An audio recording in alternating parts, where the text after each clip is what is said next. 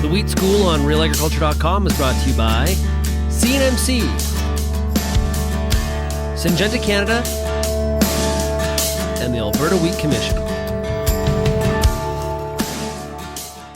Peter Johnson at Wheat Pete, RealAgriculture.com, and we are planting wheat. It's awesome, except there's a whole bunch of stuff going on out in the field, and we need to keep up to speed. So first off, we've got a bunch of unplanted acres, and talk about both ends of the spectrum. It's unbelievable. So we go to the Niagara Peninsula, unplanted acres. They've had so much rain, we're planting wheat into mud again. Can you believe it? It was too wet in the spring, no rain all summer on some of those fields, not everywhere, but some of those fields, now, right when they want to plant, super wet. Then we go to South Lambton, some unplanted acres. Oh my gosh, it hasn't rained at all in September, a super dry July, and now they've got nothing but dust to plant into. So if you're out there planting wheat right now, for goodness sakes, you plant into dust, make sure you plant. Do not leave the wheat seed in the bag and wait for rain, because then you end up like the Niagara Peninsula, and they're planting into mud. On those dry soils, you plant 1.25 inches, 1.5 inches, seed the wheat, but you have to say, okay, what population? Oh gosh, I'm seeding early for Lambton County, it's early, but when will they actually get enough rain to make that emerge? So you actually have to pump your seeding rate up as if it's going to emerge or you were planting 2 weeks later. So you really have to step back and say, I'm normally at 1.8 on those heavy clays. I don't know, maybe I need to go to 2 or 2.2 million seeds per acre just because of the conditions. And certainly in the Niagara Peninsula, they've been planting, but plant into mud, you have to up the seeding rate again. So some real challenges.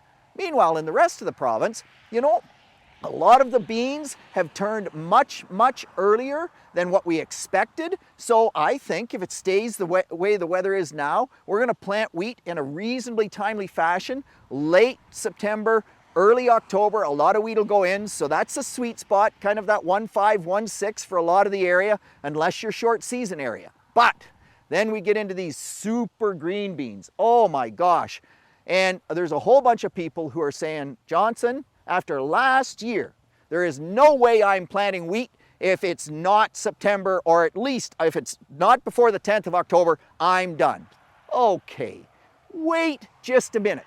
How many times in the past 10 or 15 years have you planted on the 18th of October and still had 100 bushel per acre wheat? For goodness sakes, get over the 1 year memory. It drives me insane. So you can plant wheat in much of the province on October the 18th or October the 25th, and you still have that 100 bushel yield potential. So yeah, the beans are green, but don't give up on wheat quite yet. Again, remember, as you get late, we really have to start pumping the seeding rate. And the reason is we don't get fall tillers. So that's really intriguing. What we've learned is that we don't get fall tillers and spring tillers. I mean, gosh, the main head is kind of, you know, like your biggest finger. A good fall tiller, they're like these fingers, so they're still pretty good. My spring tillers, they're like this finger, and so they're really a lot smaller. Did they help us in yield? Absolutely. But we get super late, then you have to push 2.1, 2.2, maybe even 2.4 million, and then it becomes economics. Can you afford that much seed? So there's one thought process. Second thought process, as we get late, don't shallow up the seed. You want to shallow it up because you're thinking, I want it out of the ground faster. Well, that works in Western Canada. Why does it work in Western Canada? Because they get 10 feet of frost, and it doesn't matter if they seed it 1/2 inch, or 2 inches deep. Man, they get no insulation from the soil. Here, we get insulation from the soil because our temperatures aren't that cold, and we need that insulation from the up and down temperature. So as it gets later, don't shallow the seed, maybe a hair deeper if anything. And then, last but certainly not least, weed control. So the world has changed. Weed control, the world has changed. On our edible beans now in Western Canada, on lentils, on some IP soybeans even, there is a push for no glyphosate burn down. We have this weed called glyphosate-resistant fleabane. We also have chickweed. We have dandelions, we have so we have a whole bunch, just a bunch of winter annual weeds like shepherd's purse. those weeds, if you don't kill them in the fall, then you can't kill them soon enough next spring. And when do you get yield loss in wheat? It's when the weeds are there in the spring. The weeds in the fall actually don't matter. But next spring, that wheat greens up on March the 15th.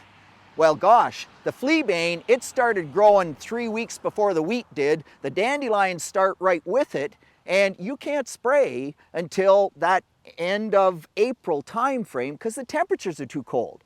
So you absolutely, we have to step back. If we can't spray glyphosate in our burn down, we miss a lot of those weeds. We'll use Aragon, we'll take the top off of them, and then we can't even spray glyphosate after we harvest because there's no top.